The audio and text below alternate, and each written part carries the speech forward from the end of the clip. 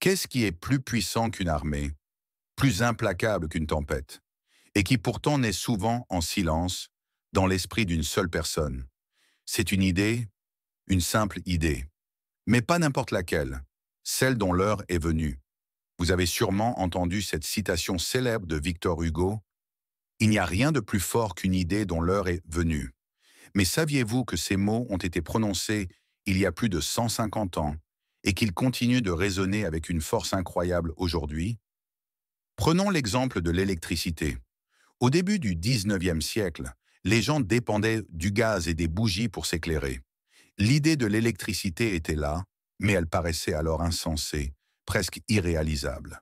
Puis, au tournant du siècle, quelque chose a changé.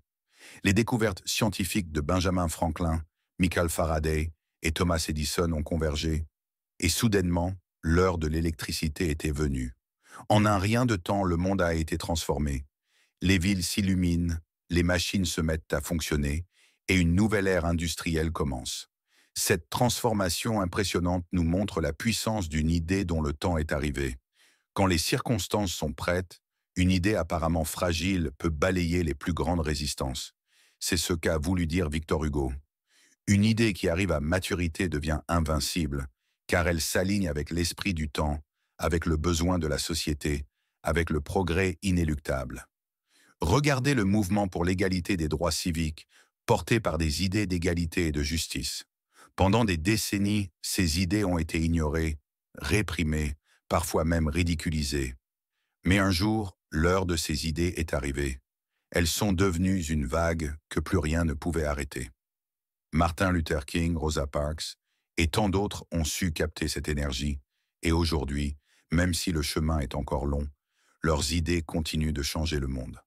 Alors, que faire avec tout ça? La prochaine fois que vous avez une idée en tête, ne la jugez pas trop vite. Elle peut paraître folle aujourd'hui, mais son heure n'est peut-être pas encore venue. Soyez patient, persévérez, observez les signes autour de vous. Une idée forte a besoin de temps pour mûrir, de courage pour être portée et de passion pour éclore. Mais surtout, elle a besoin d'un environnement prêt à l'accueillir. C'est là que réside tout son pouvoir. Ne sous-estimez jamais le potentiel d'une idée qui vous paraît importante.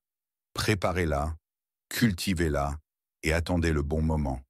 Parce que quand son heure viendra, il n'y aura rien de plus fort, rien de plus imparable. Merci d'avoir écouté cette réflexion sur la puissance des idées. Si vous avez aimé cette vidéo, pensez à vous abonner à Derrière les mots pour découvrir encore plus de réflexions sur les citations célèbres et les mots qui ont changé notre monde.